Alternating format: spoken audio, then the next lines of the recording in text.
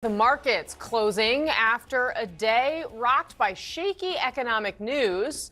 But take a look at this. The Dow, the S&P, and the NASDAQ all closing in the green. That comes after news that job growth over the year ending in March has been much weaker than we thought. This really looks like the market's apparently betting that an interest rate cut is even more likely after those revised numbers provided by the Bureau of Labor Statistics showed the economy added almost 1 million fewer jobs than were initially estimated for the year ending in March. This revision proves two things. Number one, the president was right, and this is why we need new leadership at the Fed. And this makes it very clear that President Trump inherited a much worse economy by the Biden administration than ever reported. And it also proves that the Federal Reserve is holding our monetary policy far too restrictive. Interest rates are too high. The Fed needs to cut the rates because of the mess that we inherited from the Biden administration. So she says that. Now, we are living in Trump's economy. We're living under Trump's tariff regime. As you saw, the Trump administration yet again blaming Joe Biden and Jerome Powell. Trump has, of course, threatened to fire Powell because the Fed has yet to cut interest rates. He hasn't followed through on that threat, though, but he did fire the head of the Bureau of Labor Statistics last month after a disappointing July jobs report. Economists looking at those numbers don't see a conspiracy, though. They see a warning. Today, the JPMorgan CEO, Jamie Dimon, looked at those same numbers that the White House gets, and he saw it this way. The economy's weakening. You know, whether that is on the way to recession or just weakening, I don't know, and that just confirms what we already thought, kind of. And I know that's a big revision. They're still spending money. It's a little bit different depending what income set they're coming from. They still have jobs. Now, you just gave a big number, so consumers tend to react to that. So the consumers weaken, confidence weaken, corporate profit is still up. And there's a lot of different factors in the economy right now. It's hard to figure out what it all means. All right, let's get off the sidelines, head into the arena. Our panel's here. CNN contributor, New York Times journalist and podcast host Lulu Garcia-Navarro, the host of the Chuck Todd Cast, Chuck Todd, Democratic strategist Adrian Elrod, and the former senior advisor to the Trump campaign in 2024, Brian Lanza. Welcome to all of you. Thank you so much for being here. Chuck Todd, these economic warnings seem to be not just flashing, but blaring. As we start to get more information here. Now, it does sound like perhaps this started earlier than we knew about, perhaps while Joe Biden was still president. But that said, I mean, do you think the Trump administration is going to be able to convince Americans that whatever pain they are feeling or that they're headed to be about to feel is anybody but Donald Trump's fault? No, but let me get to the revisions, because it's a reminder that when it comes to the economy, the public's perception is more likely to be the reality than any statistic. And I say this because remember the debate about vibes? Turns out the vibes were right about this, okay? Because what people were feeling about the economy, and you hear these Biden surrogates say, but look at the data, and you're like, yeah, but people get it. And that's the other, so which fast forward to today. Adrian had to deal with this. Of course she did. And I said a lot of that too. Yes. But it was, don't ignore the feelings. And the fact is, regardless of when this slowdown began, it is now on his watch. And then he has added pressures to this. I'm drinking coffee here. You know how much more expensive coffee is today than it was? And every month it's been going up. Coffee is, to me, going to be the new gas price over the next 6 months, because we can't homegrown coffee. We're not going to be able to return the manufacturing of coffee to the United States because we've never done it. And it's little things like the tariffs. It's other things like what we've done with the deportations, which only increase the cost of construction, which increases the cost of housing, which increases the cost of things like chicken and all sorts of things. So look, if I were in the Trump administration shoes, I'd say, aha, see, it all started under Biden. That's nice. It's still now on your watch, and your policies, it looked like now, are adding on, sort of creating even more headwinds that were already there. I think the thing that to me is most interesting about these numbers is manufacturing.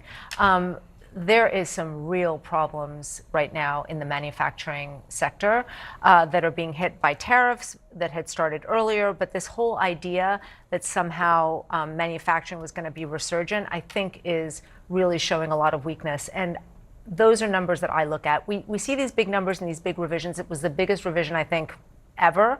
And that is serious. People understand that there are problems in the economy, but when we look at the sectors in the economy that are really being hit, that I think tells a story. Yeah, well, and Brian Lanza, you know, the word recession, Jamie Dimon used it. He wasn't asked about that, right? I mean, who do you believe about the economy, Caroline Leavitt or Jamie Dimon? Yeah, listen, I believe the local mother and father that have to deal with buying gas and buying coffee. I mean, that's pretty clear. As what Chuck said, you know, in the last campaign, we litigated of actually how good the economy was. The Biden folks says, look at the numbers, but everybody felt differently, right? Everybody feels differently now. It's a little bit different, right? Because what you had that's happening that didn't happen during Biden is you actually have wages going up too. So you have prices going up, but you have wages far exceeding the growth of prices. So that's a little bit of a buffer, but that's not much of a buffer. I mean, we only have truly till July of next year to convince the American people that the economy is going to be in sound condition.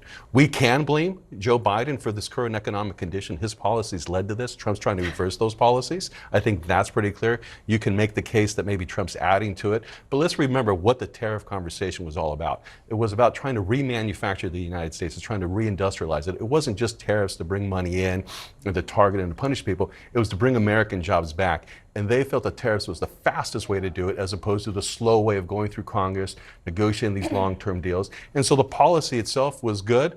Tariffs are obviously having a negative effect in some products, and in other products they're not. I think the other problem, though, is that it's not just, if it was taken in isolation, that's one thing, but it's also married to the fact that there is less money being given by the federal government to things like wind farming, to actual industries that help gird the economy, give people jobs. So you are seeing a double-edged sword here, where they're actually sort of limiting the economy in two different ways that I think is really going to show and is showing.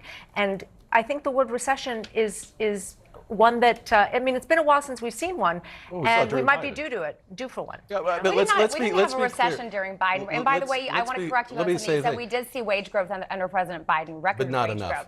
Yeah, but we saw record wage growth under President Biden. And he why? also kept us out of having a major recession after a once-in-a-generation pandemic, Brian. So let's be clear about that. We can debate whether Biden was the cure for that. I think we can look at the facts and say Biden was clearly not the cure for getting us out of our economy after the pandemic. That is your opinion. I think it's the opinion That's of the not the American opinion of voters. many. The The American voters quote-unquote have made the soft decision. landing was certainly something It was artificial, that, we've learned. Now we know that there's nearly 1 million less jobs. Well, that were here, created. I But actually, this is hold Trump's on one economy. second. To that point, I want to show you some of what Donald Trump said on the campaign trail when he was running against Joe Biden when Biden was in office about job creation. Let's watch.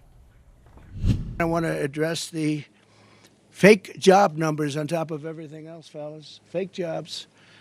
The fake job numbers that the Harris-Biden administration has been reporting for the last year. They were phantom jobs. They're called phantom jobs. Their job numbers last week were corrupt.